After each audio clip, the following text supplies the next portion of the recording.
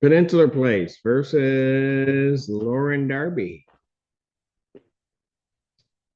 Good morning, Your Honor. Parissa Gazari, appearing for planning board.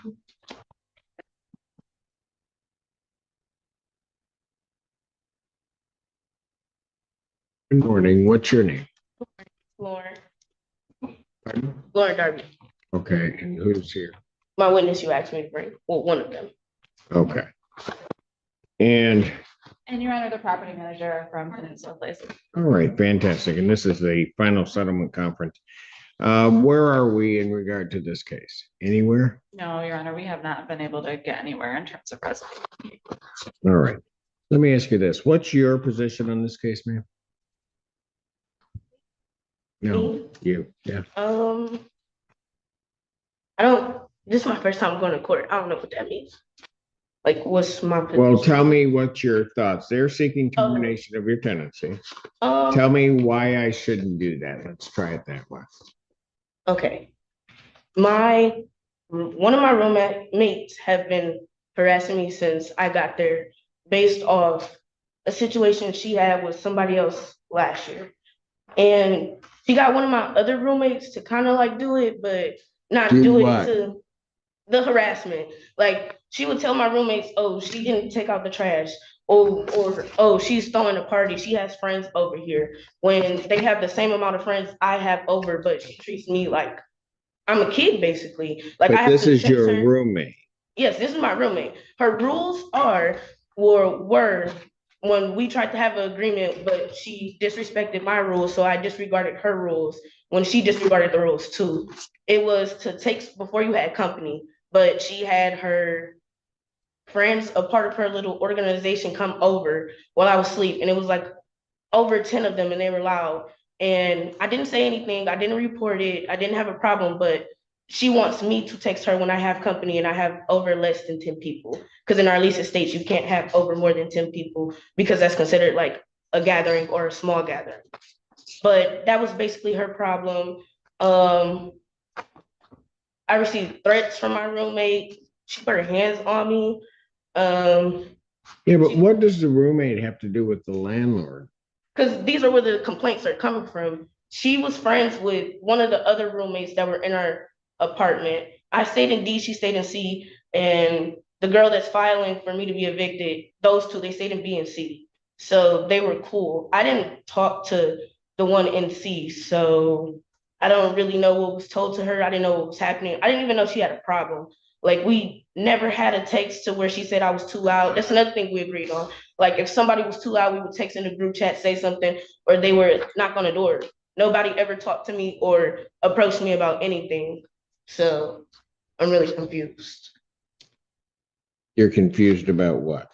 Their problem, because I wasn't aware. It was never brought to my attention at all that they had a problem or it was a problem with anything I was doing.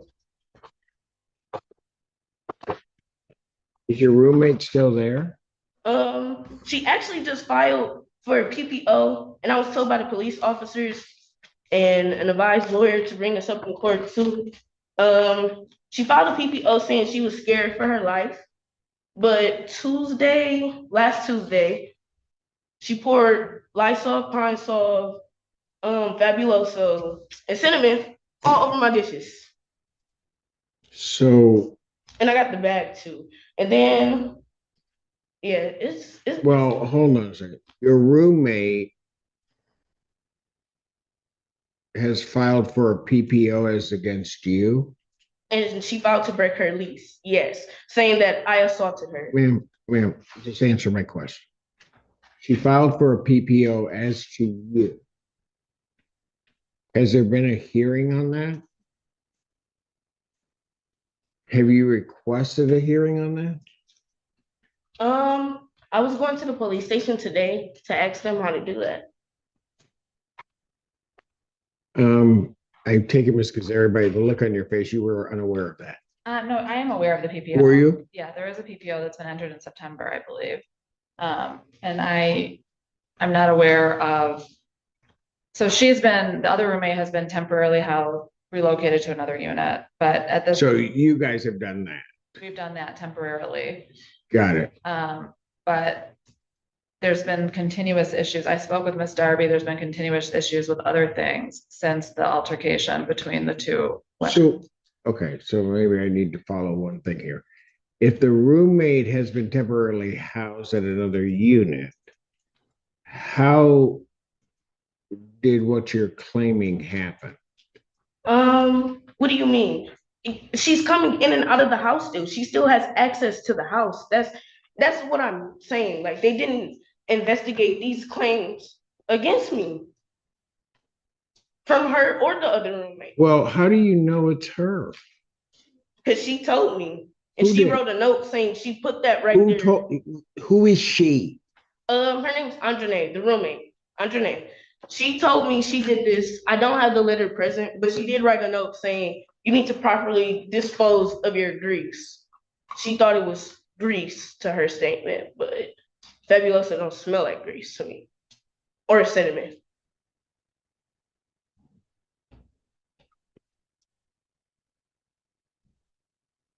So, how many roommates are there? There's 4. A, B, C, and D. I'm D. So, from the landlord, what are the other roommates saying? So Are there- right now there's 2 roommates. They're still there. It's just Miss Darby and one other roommate. They're complaining. So at this point, plaintiff is looking for a move out date from Miss Darby. We're willing to do it in a conditional order of dismissal, give her some time, but that's plaintiff's position. Okay. I told the police this too. It's in my report. I went to the office or called the office so many times to make complaints too. It's just that the same excuse is, oh, Jane's not here. Jane can't answer the phone. Jane's on lunch. The police officer said his saying that. Let me ask you one thing. Okay. If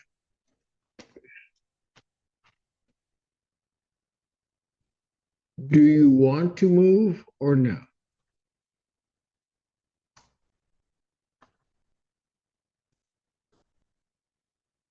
I'm sorry, like I'm emotional, but this is like my only way of school.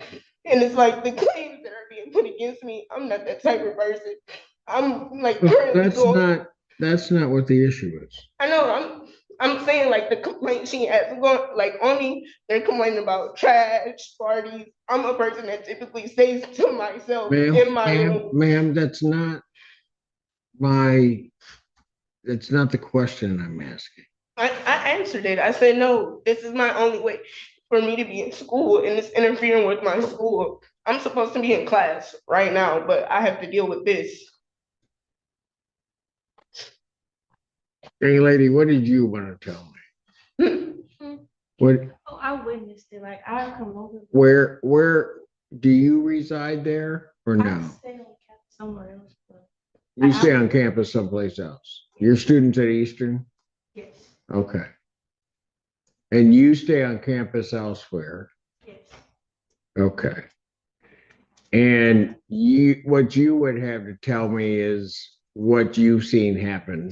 And like stuff she said. Pardon? And stuff that this other person has said. Yeah.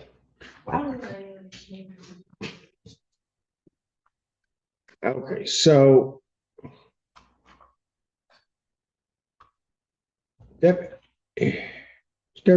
have you challenged the PPO?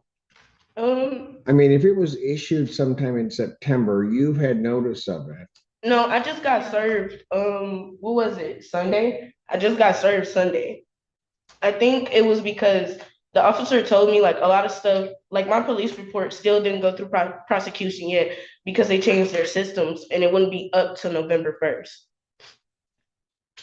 Your Honor, just for clarification, it looks like the PPO was entered October 8th. Okay, so I'm not sure when it was served. okay.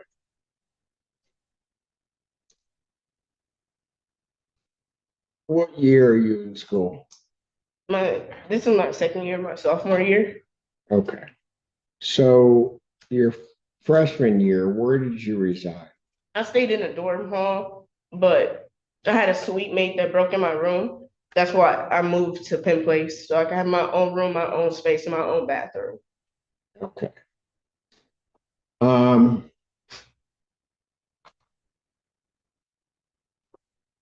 and I'm presuming that you're gonna stay, you're looking to certainly stay somewhere in the area through graduation and 2 more years or whatever, right?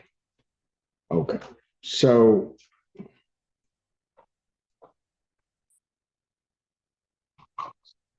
wouldn't, I mean, the semester's coming down to an end, right? So, and you tell me why I may not, you may not be this way, but wouldn't it behoove you to try to locate someplace to move? And here's the reason I'm saying. If we were set for a final settlement conference today, but if I set this for trial, then I certainly will listen to everything. But if it doesn't go your way, right, then what ends up happening is you could potentially end up getting evicted in the middle of finals, whenever they are, because I'd set a relatively quick trial in this matter. And then end up in a circumstance where you have that judgment and then trying to get yourself into someplace else is going to be a problem. You follow what I'm saying? So outside of that, you then have this PPO issue,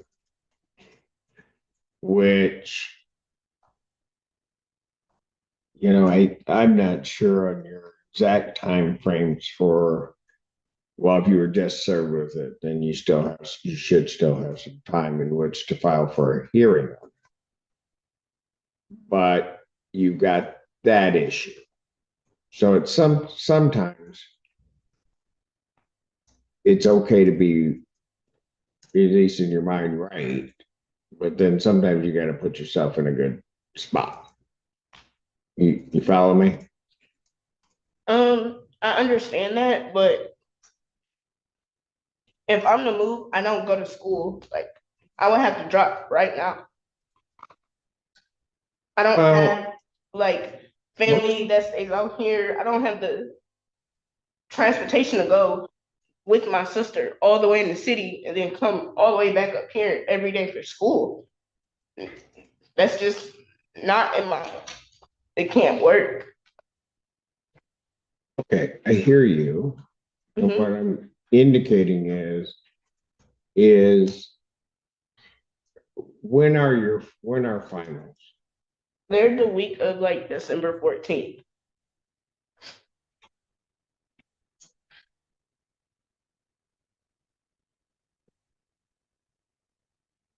Like every other college student, you have no idea how many finals you have, right? No. That's okay. I got one of you at home, so they don't know when your finals not right now. They will later on.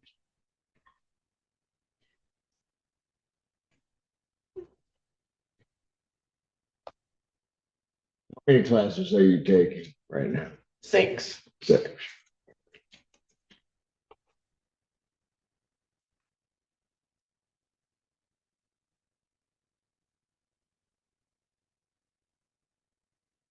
So let me ask you this. Okay. If you had to move, okay, so we're going to deal with hypotheticals at this point because I'm not ruling anything. But if you had to move, what would be the most convenient time for you to try to do that? When the semester ends. Okay. So you say that they start on the 14th or The 15th. Well, it's the week of the 14th. That's all I'm aware of. It's the week of the 14th. okay. And all through that week. Right, because then you're going to come down to the 22nd, you're going to be on break at that point. Right. Okay.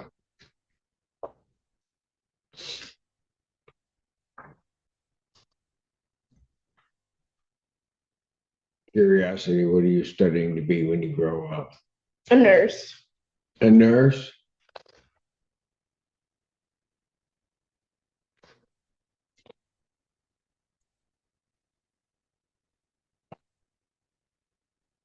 Um, what is plaintiff's position from a move out standpoint?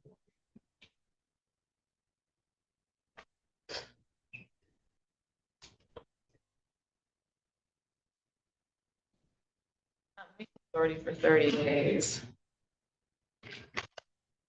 What's the day before? Yes. But not for 40? I mean, so here's the thing. If you got authority for that, if 30 days from now would put her at December 5th, Ms. Gazari, you've been probably before me enough to know that kids and their education is important to me. I'm not going to put her out before the time that she at least gets to finish the semester. She's got 6 classes, and that's really where her focus needs to be, to finish that and find a place to get herself moved into and figure out how she's going to do next semester. I understand, Your Honor. Okay. So, ma'am, let me ask you this. If I told you, and we do it, so let me explain everything, okay, so that it's clear. That we would do a move out date, I think 17, 18, 9 of December 19th. Okay. And we do it in the form of a conditional dismissal. So that it doesn't look like you were evicted. It would just be a dismissal of this case. Got that? So that you apply someplace else, you were evicted. So dismissal. All right.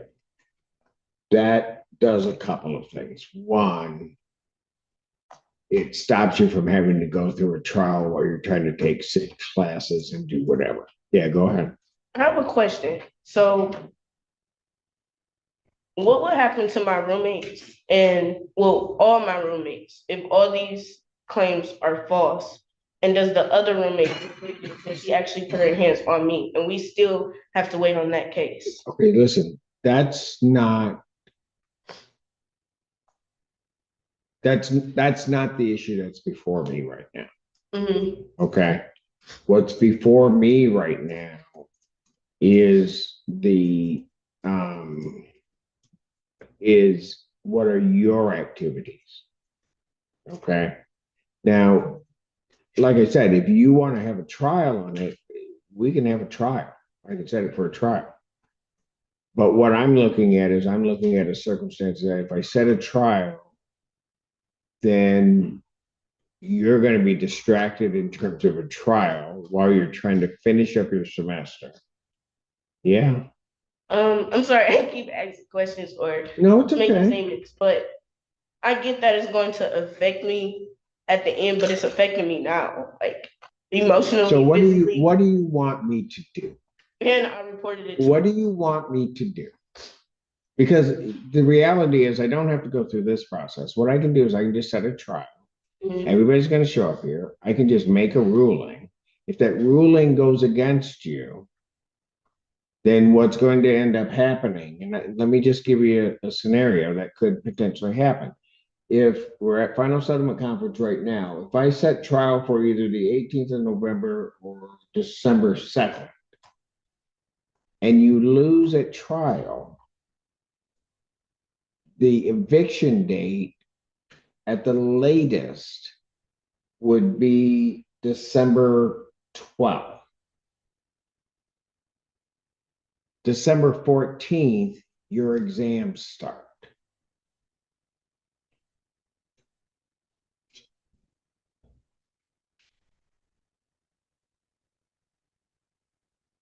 Follow me? I mean, sometimes, young lady, and the thing you're going to have to learn is maybe there are the decision that you may have to make isn't the decision that you want to make, but you may make a decision to put yourself in the safest possible scenario. That means me giving up school. I can't give up. Did I say that? Are you Um, listening to anything I'm saying? No, I'm telling you my situation. If I go back home, I can't go to school. That's the reason why I came up here, for me to go to school. I can't go to school back home.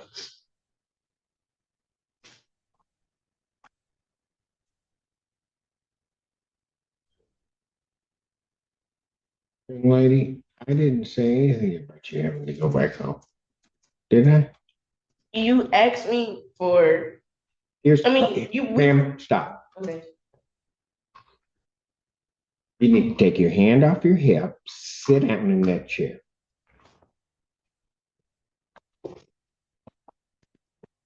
Because part of your problem right now is you're not listening. You've got one direction headed in your head as to something, and you're not listening to anything that I'm saying. And when I say something, you're so worried about these other people and not worried about yourself. Everything that I have said, and I'm going to take a break in a moment so you can spit that gum out. Everything that I've said is an attempt to try to preserve your education and your ability to make it through the semester. You don't seem to want to see that or hear that because all you want to do is be right.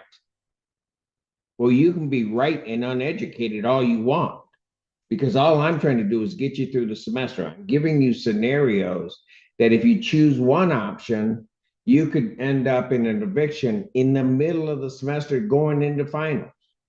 And so what good does it do you if all of a sudden, next thing you know, you're in the middle of an eviction and fail 6 classes?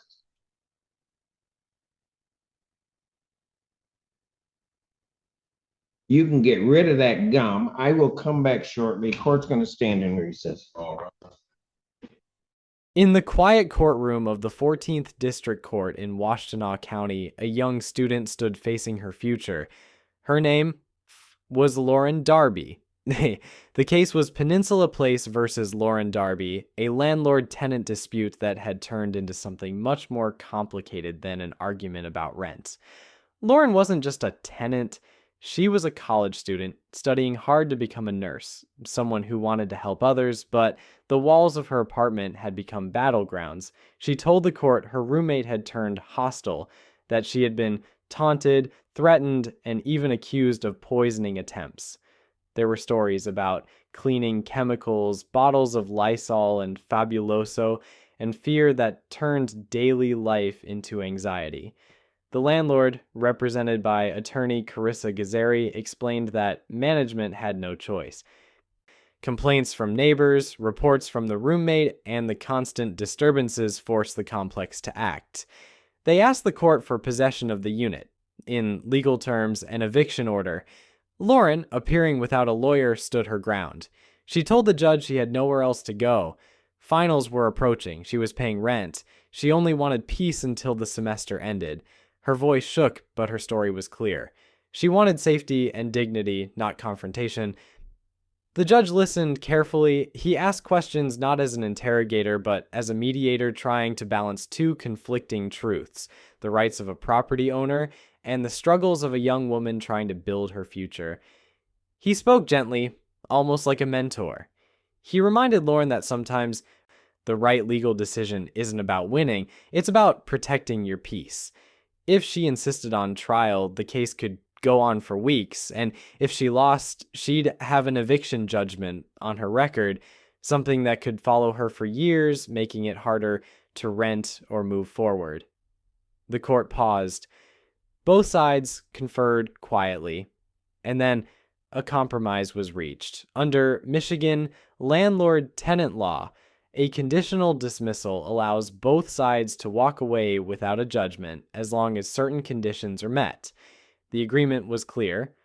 Lauren would stay until December 20th, 2025, enough time to finish her semester and find new housing. She'd pay November and December rent, plus $175 in court costs. The landlord would mark the case as settled, not evicted, meaning no stain on her rental history, no record in public databases. In return, Lauren promised to move out peacefully without further incident. The judge approved the stipulation. The courtroom, which had been tense for nearly an hour, softened. The judge leaned forward, looking at Lauren with a calm smile. "I want you to finish school," he said. "You have a bright future. Don't let this moment define you." Lauren's eyes filled with tears. She nodded. "I will, Your Honor." With a firm strike of the gavel, the case was closed. No eviction, no punishment, just resolution, and a chance to begin again.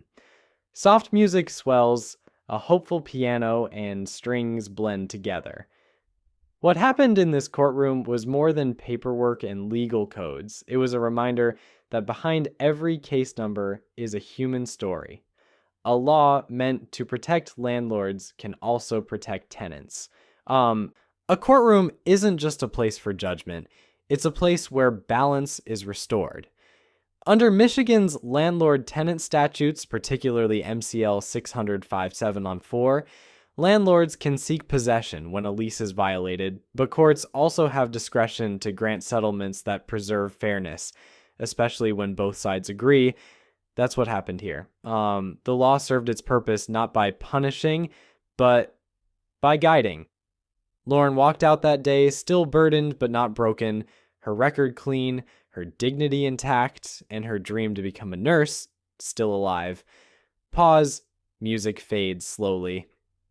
In the end, the case of Peninsula Place versus Lauren Darby was about more than property. It was about compassion inside the justice system, about the intersection between rules and mercy, and about how one young woman found closure through law, not despite it. Justice doesn't always shout. Sometimes it speaks softly, in the form of understanding, of second chances, and of a voice that says, "You can start again."